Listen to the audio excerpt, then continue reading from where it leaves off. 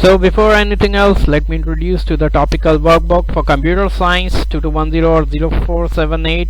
This is the workbook 1 for paper 1, basically computer systems. And as you can see from the table of contents, I've included questions on each and every subtopic from the syllabus along with the mark scheme. And these are some of the actual questions, actual pages as a preview from the workbook. Section 1.1, 1.3, 2.2, 3.2, 5.3 cybersecurity and artificial intelligence. This is just to show you a glimpse of what type of questions are included in the workbook. There are many more questions where these come from, and around 18 to 20 questions on an average are included for each and every topic. A must buy if you want to boost your grade.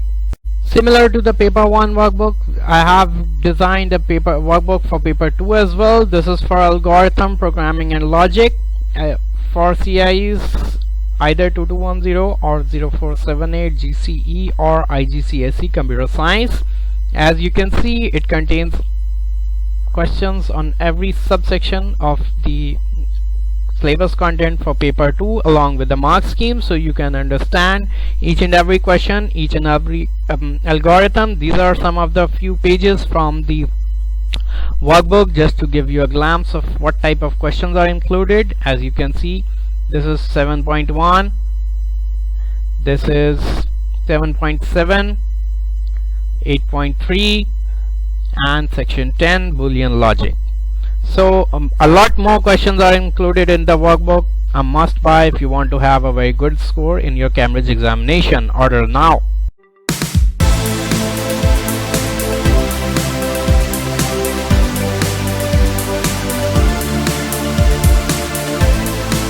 Assalamu alaikum warahmatullahi wabarakatuh. Hope you guys are doing fine. Welcome to another physics lecture. So today we'll be starting section 4.2, that is electrical quantities. The first thing that you need to know is what is an electric charge. All substances are made up of atoms, which we discussed in the previous lecture as well, which consists of a nucleus containing protons and neutrons and orbiting electrons. Protons are positively charged and electrons are negatively charged. Neutrons are named so because they do not have any charge or they are neutral. In each atom, the number of protons and electrons are supposed to be equal. The positive and negative charges cancel each other out and there is no net electrical charges. But the thing is, electrons can be removed from certain atoms or they can be added to it as per their atomic structure, and once that is done, then the material is left with a net charge and electrical effects result. The study of these net stationary charges and their effect on others constitutes the subject of static electricity or electrostatics. Atoms with net charges, either positive or negative, are known as ions. Field and charges. A field is the region of space in which a body experiences a force as a result of the presence of some other body. An electrical field is a region of space in which a force acts on an object due to its electrical charge and the presence of some source that creates that charge or that field. The law of conservation of charges states that charges cannot be destroyed or created, but they can be transferred from one body to another body. Charging refers to the process of changing the number of charge carried by an object and thus the total charge on the object. Protons are too large and they are too deep inside an atom to move around, so when we talk about charges or charging an object, we basically manipulate the number of electrons carried by that object. So we either transfer those electrons in order to give an object a charge. In an insulator, the electrons are strongly bonded to their nucleus. We can only remove or add electrons by rubbing or friction. The rubbing motion causes the surface electrons to be separated and transferred to another body, causing the object to have a net charge. So to charge an object by rubbing, how do we do that? If two objects are rubbed together, especially if they are insulators and the air around is dry, the objects acquire equal and opposite charges and an attractive force develops between them. The object that loses the electron becomes positively charged, whereas the other one becomes negatively charged. The force is simply the amount of attraction between these two objects. Types of electrical charges. Each type of electrical charge attracts the opposite type but repels the same type. For example, positive charge would attract negative charge but repel the same as itself, means a positive charge, and so is the case with a negative charge. This is known as the basic law of electrostatics. Unlike charges attract, whereas like charges repel.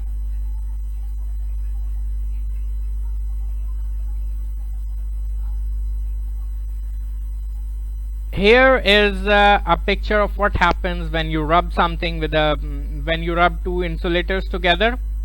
When you rub the insulators together, like this is a plastic rod and this is a piece of cloth, so when you rub it, some of the electrons from that plastic rod are rubbed off and they are transferred to this piece of cloth temporarily, causing this rod to become positively charged and this cloth to become negatively charged, as it has more number of electrons now.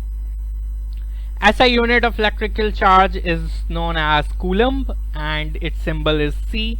It is a scalar quantity as it does not have any direction.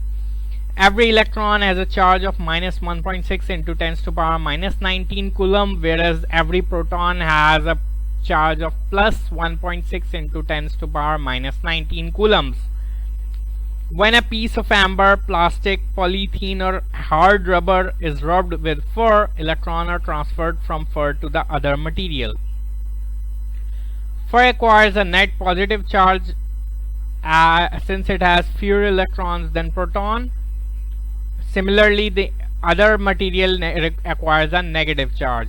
Combing hair charges the comb in the same way, whereas if you rub a glass rod with silk, then the glass rod acquires a positive charge and the silk gains a negative charge. Ways to charge a conductor or by the first method is by contact or by conduction. How do we do that? A metal sphere with an excess of negative charge is brought near to a neutral object. Upon contact, when they both touch each other, the electrons move from the charged sphere to the object and is spread out uniformly. The metal sphere now has less negative charge and the object now has more negative charge. The second method is charging by induction, and in this method you need two conductors. When a positively charged rod is brought near to a neutral metal sphere, it induces negative charges on the side nearest to the rod and positive charges on the other or the far side. The metal sphere is then earthed, means it is either touched or it is connected to a earthing wire. When the finger or earthing wire is removed, only induced negative charges remain on the sphere. Finally, when the rod is removed, the remaining negative charges spread themselves out evenly over the metal sphere, making it have a net negative charge. The positive charges are removed through the earthing wire or through the touch. Charging using high DC voltage. Earthing refers to the process of connecting the conductor to earth by a conducting wire. This causes the electrons to move up from the earth and flow to an object, causing it to gain a negative charge in general. Next we have something known as electric fields. A charged object creates an electric field around it, just like a magnet creates a magnetic field around it. This can be shown by electric field lines. Field lines always point away from positive charge and towards the negative charge. Electric field lines always go from they originate from positive charge and they go into the negative charge. Field lines around a point charge. Electric charges create electric fields in the region surrounding themselves, and the electric field is the region in which another charge will experience some force by the originating charge. Field lines always go away from a positive charge and towards the negative charge. We have sort of discussed this over here as well, but the purpose of this slide is to show you this diagram and make you understand it, that if you are given a point charge or a single charge, then how you should identify electric field lines around it. If the charge is positive, then the lines or the arrows would be going away from it in every direction, whereas if it is negative, then arrows or lines would be coming towards it in every direction. Field lines between two oppositely charged plates can be drawn like this. The arrows would start from the positive plate, from the positive terminal, and go towards the negative one. And field lines around a charged conducting sphere, they are always symmetrical, just like with a point charge. This is because the charge on the surface of the sphere will be evenly distributed. The charges are the same, so they repel each other, and the surface is conducting, allowing them to move. This field line pattern can be demonstrated using a Van de Graaff generator. If the sphere is positively charged, then you draw the lines away from it. If it is negatively charged, then you draw the lines towards it.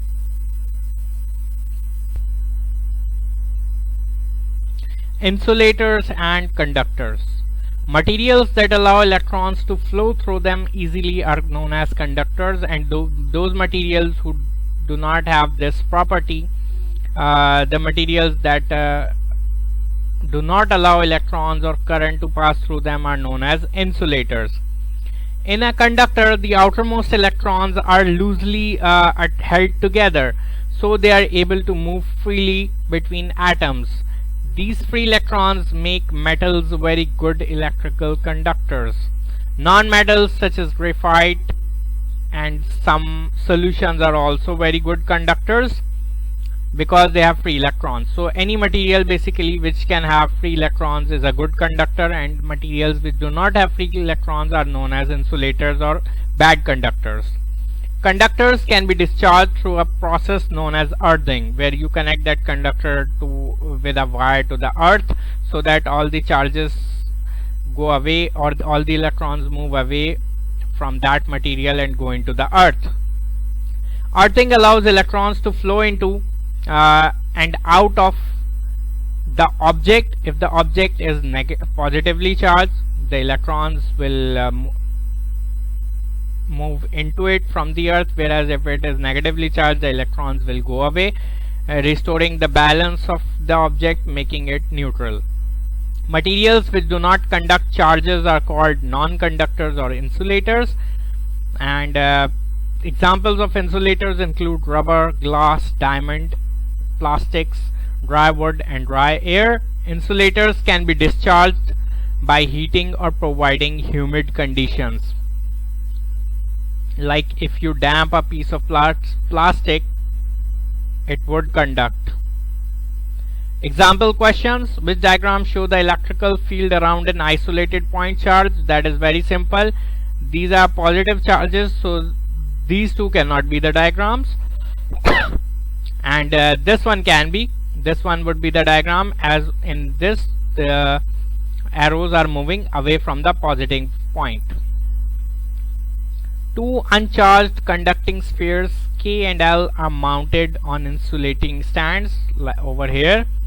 State how the structure of an insulator differs from that of a conductor, and give one example. Materials in which charges are not or electrons are not free to move, for example plastic, nylon, glass, etc.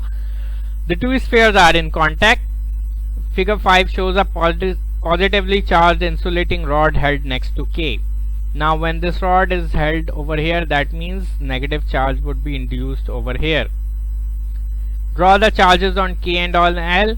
Over here negative charges would be induced, and over here positive charges would be induced.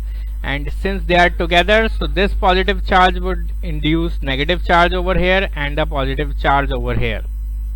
Negative charge on left of K and positive on right of L. Equal number of charges and number is less than 5, because over here 1, 2, 3, 4, 5 there are 5 charges, and no charges on right of K and no charges on left of L, this region, because they are both connected, so we do not really show it. We'll only show the charges over here and over here. Sphere L is moved to the right a long way from sphere K, means these two are now separated. The positively charged rod is also moved away. State what happens to the charge on net on K. So K had a negative charge, it would spread out evenly. An earthing wire is connected to sphere L. Now sphere L had a positive charge. The positive charge on when it is connected to the earth, the positive charge would be dissipated or would be neutralized, as electrons would flow up from the earth towards the positive charge, making it neutral.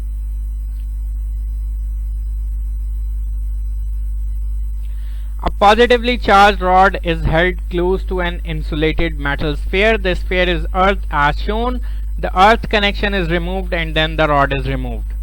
Now if this rod is positive, that means this would have a negative induced charge, and when it is earth, electrons would flow down into the earth, making it neutral. When you disconnect this and this, which diagram shows the charges on the sphere after the rod is removed? Okay, sorry, the earthing connection is removed first. That means there would only be negative. When earthing connection would be removed, then there would only be induced negative charge on this sphere. And once the positive rod is also removed, that negative charge would spread out evenly. This one. So that means we would have the option C would be our correct answer. So that's it for today's lecture. We do have almost half of section 4.2 remaining, but we'll cover it in the next lecture, as the lecture would be too long.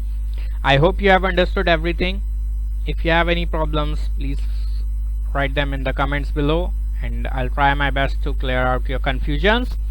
If you have understood everything, then just give me a thumbs up, share this with your friends. I'll see you guys in the next lecture. Take care. Allah Hafiz.